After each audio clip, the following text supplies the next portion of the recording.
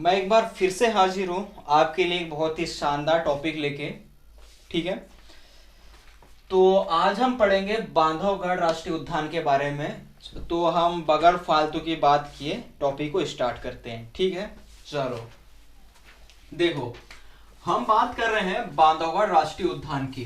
और आप सभी जानते हैं कि बांधवगढ़ राष्ट्रीय उद्यान कहाँ पर पड़ता है। यहाँ पड़ता है उमरिया डिस्ट्रिक्ट में। ठीक है, और इसकी स्थापना कब हुई थी? इसकी स्थापना हुई थी 1968 में।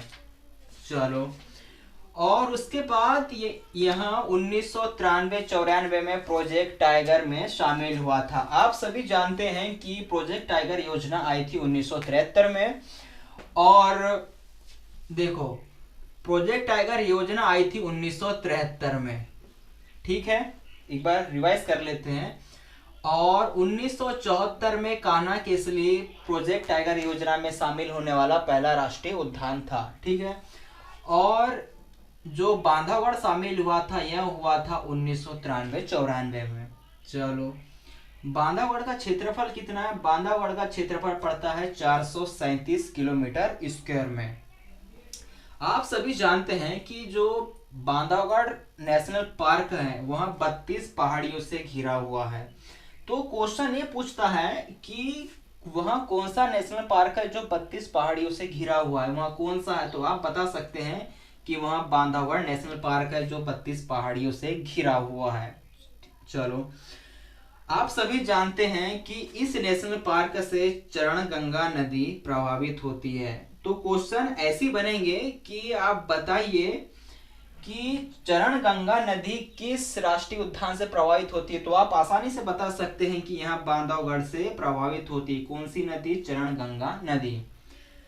मेरा मोटिव ये है कि जब मैं पढ़ाऊँ तो कुछ भी टॉपिक छूटना नहीं चाहिए। हमने जितनी बुक का डेटा कवर करके मैंने आपके सामने पूरा लिख दिया है। इससे क्या होगा कि आप एग्जाम में कुछ भी चीज छोड़ के नहीं आएंगे। ठीक है, चलो आगे बढ़ते हैं हम लोग। जो बांधवगढ़ राष्ट्रीय उद्यान है ना, यह बंगाल टाइगर के लिए प्रसिद्ध है। किसके लिए प्रसिद्ध है? जो बांधवगढ़ राष्ट्रीय उद्यान है वह बंगाल टाइगर के लिए प्रसिद्ध है। आपको याद रखना ये भी पॉइंट। चलो आगे बढ़ते हैं हम लोग। आप सभी जानते हैं कि बांधवगढ़ किस लिए प्रसिद्ध है? बांधवगढ़ है बाघ घनत्व के लिए प्रसिद्ध। ठीक है, आप क्या जानते हैं जो बांधवगढ़ है वह बाघ घनत्व के लिए प्रसिद्ध है।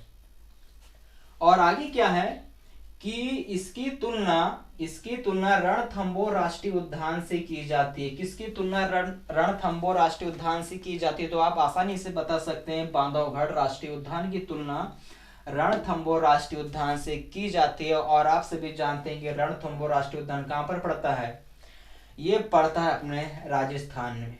कहाँ पर पड़ता है? राजस्थान में। आपको याद रखना है। चलो, बांधवगढ़ में एक बाघ और एक बाघिन, मतलब एक नर बाघ और एक मादा बाघिन बहुत ज्यादा प्रसिद्ध थे। तो पूछता है कि उस नर बाघ का नाम क्या था? तो आपको याद रखना है बांधवगढ़ में नर बाघ जिसका नाम था चार्जर।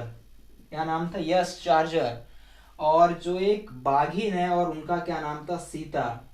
तो बांधवगढ़ में एक नर बाघ और एक मादा बाघ बहुत ज्यादा प्रसिद्ध थे जिनका नाम है चार्जर और सीता।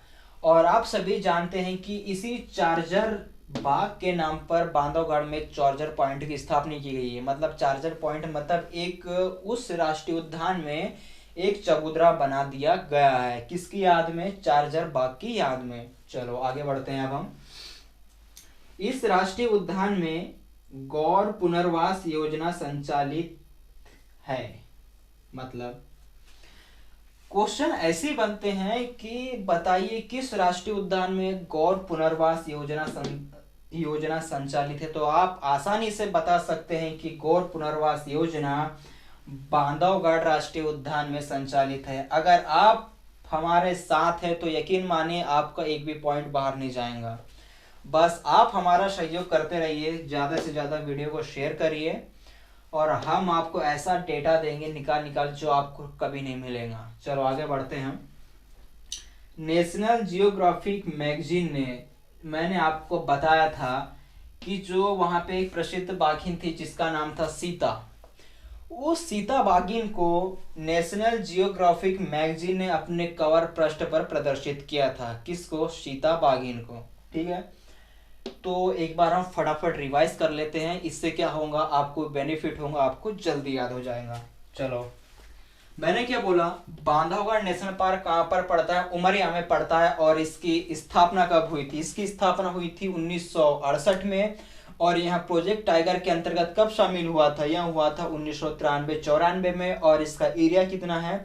इसका एरिया है 437 वर्ग किलोमीटर। बगैर बोर्ड पे देखे, आपको भी इसी मौखिक याद होना चाहिए। ठीक है, और मैंने क्या बताया कि यहाँ बांधवगढ़ नेशनल पार्क 32 पहाड़ियों से घिरा हुआ है। इतनी पहाड़ियों से, 32 पहाड़ियों से घिरा हुआ है। ठीक है, और मैंने क्या बोला कि इस नेशनल पार्क के बीच से चरण गंगा नदी प्रवाहित होती है। तो आपसे पूछ सकता है किस नेशनल पार्क के बीच से कौन सी नदी प्रवाहित होती है? तो आप क्या बताएंगे? चरण गंगा नदी प्रवाहित होती है। कहाँ से? बांधवगढ़ राष्ट्रीय उद्यान से। ठीक है, जो बांधवगढ़ राष्ट्रीय उद्यान है किसके लिए प्रसिद्ध है? बंगाल टाइगर के लिए प्रसिद्ध है। और आप सभी जानते हैं कि बांधवगढ़ में सबसे ज्यादा बाघों का घनत्व भी पाया जाता है। ठीक है, इसलिए इसकी तुलना जो राजस्थान में रणथंभौर राष्ट्रीय उद्यान पड़ता है उससे की गई है। आपको बिल्कुल ऐसे मौखिक याद होना चाहिए। और मैंने क्या बोला था अभी इससे पहले कि यहाँ पर एक नर बाघ, जिसका क्या नाम है? उसका नाम है चार्जर। और एक है मादा बाघ, और जिसका क्या नाम है? सीता। यहाँ इस राष्ट्रीय उद्यान में 2 प्रसिद्ध बाघ थे। आपको भी ऐसे याद करना है। ठीक है, और मैंने क्या बोला कि इस राष्ट्रीय उद्यान में गौड़ पुनर्वास योजना संचालित करी जा रही है। और मैंने एक पॉइंट और क्या बोला था मैंने कि जो इस राष्ट्रीय उद्यान में फेमस बाघिन, मैं बार बार नाम ले रहा हूं, उसका क्या नाम है? सीता। उसको क्या किया गया था? नेशनल जियोग्राफिक मैगजीन ने अपने कवर पृष्ठ पर प्रदर्शित किया था। चलो ठीक है, अब हम मिलेंगे अगली क्लास में, इसी क्लास में मिल लेते हैं।